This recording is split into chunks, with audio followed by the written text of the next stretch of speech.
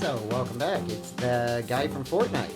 And I am going to be reading part 6 from the Song of Hiawatha. So, yeah, sorry, unfortunately. But we are inviting Longfellow to join us, I guess. And he can fucking stab me in the chest because I suck at reading. But this is Hiawatha's friends. Two good friends had Hiawatha, singled out from all the others, bound to him in closest union, and to whom he gave the right hand of his heart, in joy and sorrow. Shibebos, the musician, and the very strong man, Kwasind. Straight between them ran the pathway, never grew the grass upon it, singing birds that utter falsehoods, storytellers, mischief makers, found no eager ear to listen, could not breed ill will between them, for they kept each other's counsel, spake with naked hearts together, pondering much and much, contriving how the tribes of men might prosper. Most beloved by Hiawatha was the gentle Shibebos. He the best of all musicians, he the sweetest of all singers. Beautiful and childlike was he, brave as man is, soft as woman, plait as a wand of willow, stately as a deer with antlers. When he sang, the village listened. All the warriors gathered round him, all the women came to hear him. Now he stirred their souls to passion, now he melted them to pity.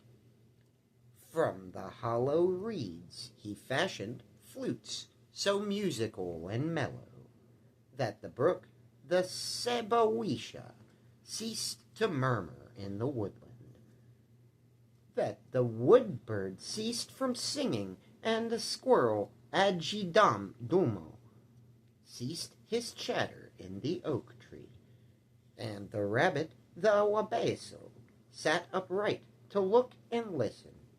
Yes, the brook, the Sabawisha, pausing, said, O Shibobos, teach my waves to flow in music, softly as your words in singing.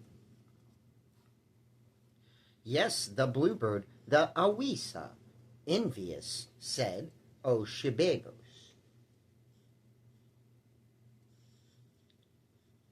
Teach me tones as wild and wayward, teach me songs as full of frenzy. Yes, the robin, the Opisha, joyous said, O Shibobos. Teach me tones as sweet and tender, teach me songs as full of gladness.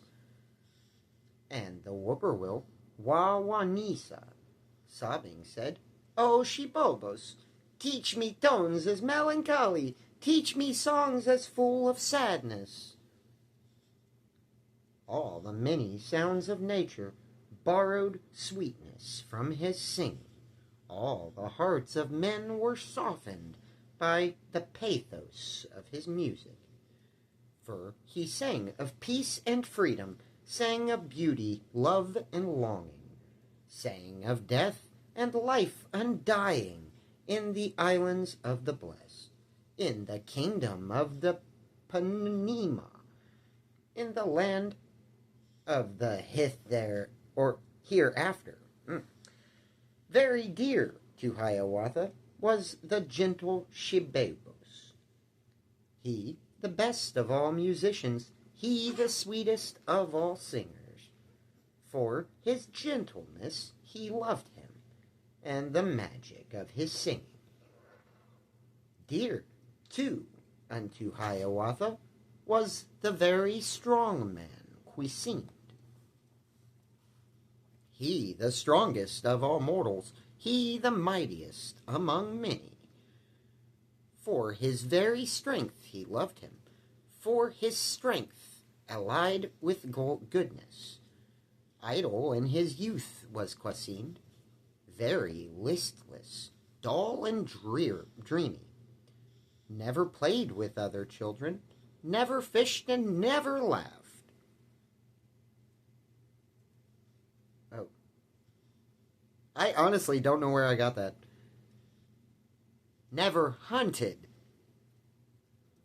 Not like other children was he, but they saw that much he fasted, much his manito entreated, much besought his guardian spirit.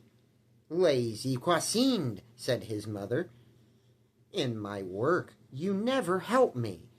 In the summer you are roaming idly in the fields and forests.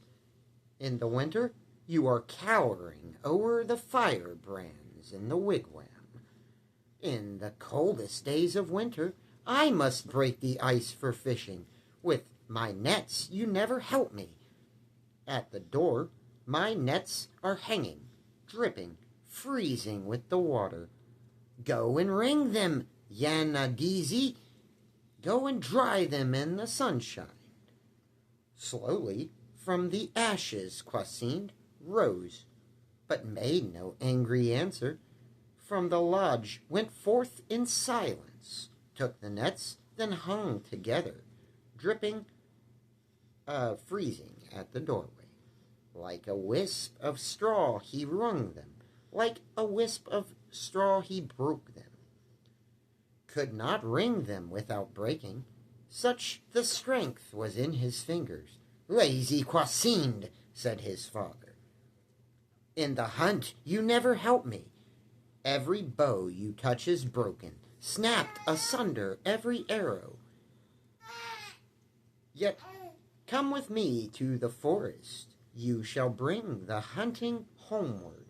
Down a narrow pass they wandered, where a brooklet led them onward, where the trail of deer and bison marked the soft mud on the margin, till they found all further passage shut against them, barred securely by the trunks of trees uprooted, lying lengthwise, lying crosswise, and forbidding further passage.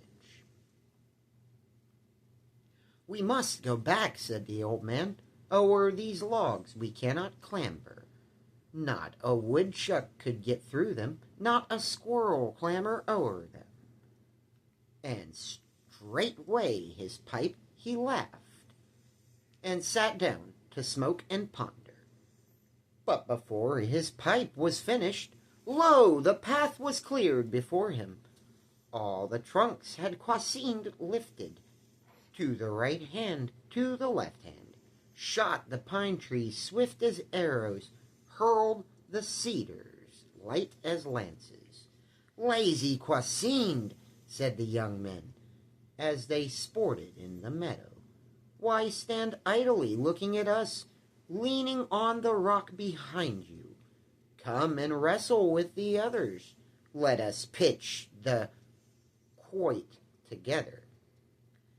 Lazy Kwasined made no answer to their challenge, made no answer, only rose, and slowly turning, seized the huge rock in his fingers, tore it from its deep foundation, poised it in the air a moment, pitched it sheer into the river, sheer into the swift Puwati,